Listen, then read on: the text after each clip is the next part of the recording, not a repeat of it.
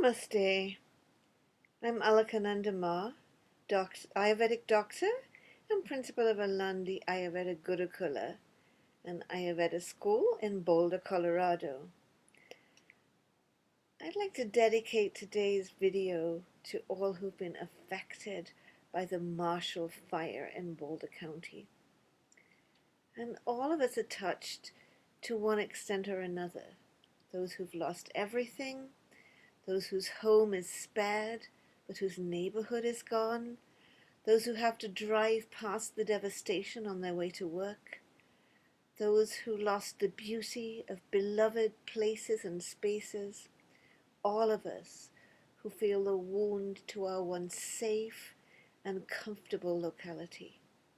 And on a larger scale, this catastrophe, along with Typhoon Odette in the Philippines, the tornadoes that destroyed entire towns in Kentucky, last year's devastating floods in Europe, and the list could go on, touches each one of us around the world, faced with unimaginable damage to our only home, Mother Earth. Let's look at some of the ways we can respond to loss of home, space, and beloved places. A typical first stage of any loss is a sense of numbness or even euphoria. After the loss of our home and all our belongings, we may be overwhelmed with gratitude for making it out alive and feel a lightness and freedom with respect to all the stuff that is gone. Or we may be numb, just getting on with all the paperwork for insurance, FEMA, and so on. If we're supporting a person who's been through this kind of loss, it's best not to take the "it's just stuff" stage at face value. Powerful feelings of grief and loss may not have had time to surface. There is a type of sudden enlightenment within the lightness and euphoria. It's a moment of awakening to reality, to impermanence. It's true that everything except the divine is transitory and will ultimately be lost.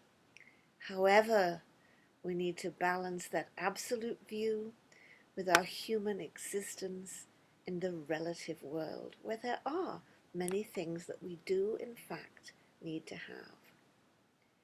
During these early stages of shock, bewilderment, and disbelief, it may be very helpful to take Bach flower rescue remedy, which will help you move through the shock.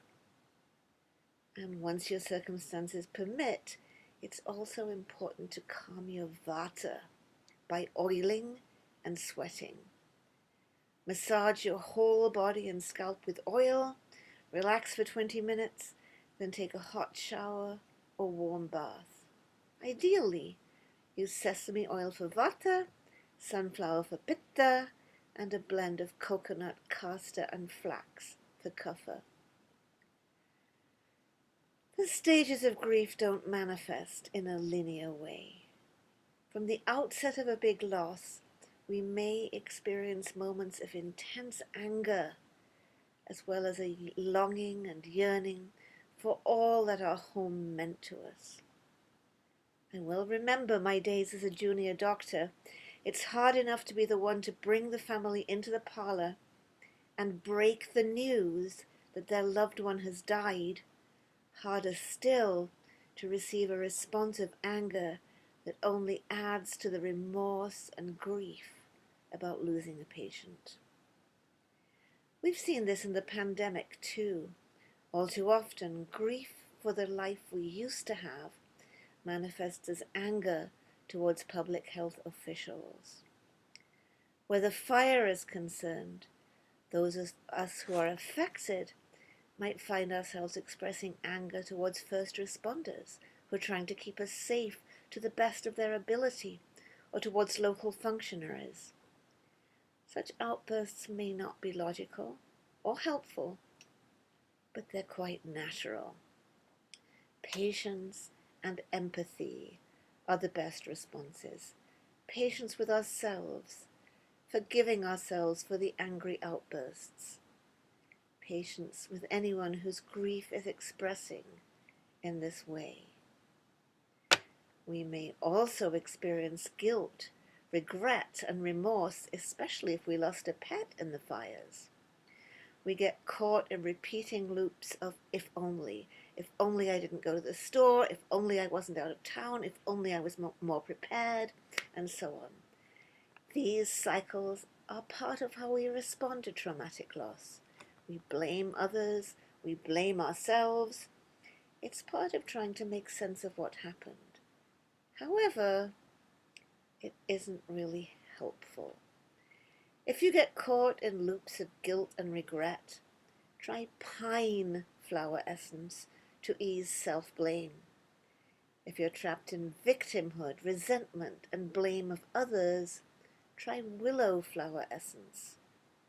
Ultimately, guilt and blame are ways we distance ourselves from experiencing the rawness of grief and sorrow. Yet it's only when we meet sorrow and loss head on that we can heal. Our loss may call us to a time of pulling back as we take space to be present with the sadness. There may be moments of despair. How can we possibly regain what we have lost? How can we rebuild? When moving through a catastrophic loss, guidance from a therapist can help us access our deep well springs of resilience. There is a pearl at the bottom of the depths of despair, and we are innately designed to find the pearl.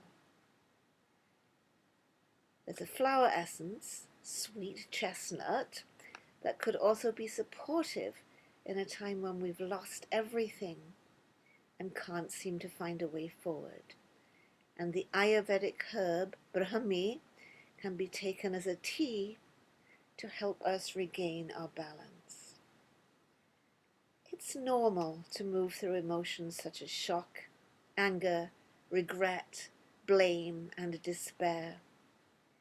And it's normal for emotions we thought we had left behind to catch us by surprise at a vulnerable moment. What will the holidays next year be like for those of us whose lives were upended between Christmas and New Year's Eve? I know that for me, New Year's Eve has had a different character ever since my dad died on that day.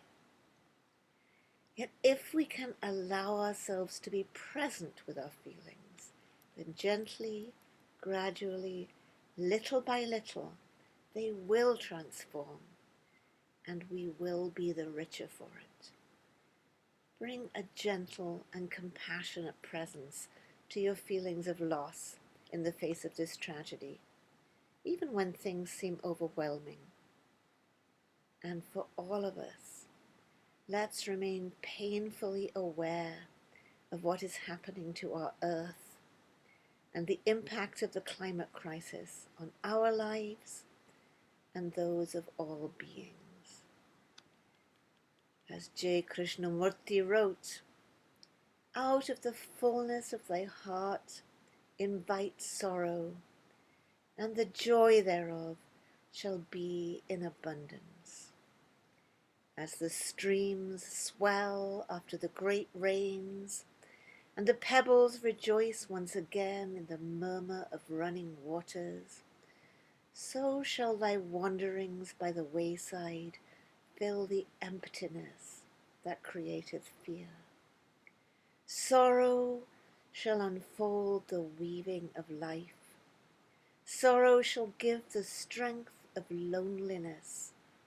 Sorrow shall open unto thee the closed doors of thy heart.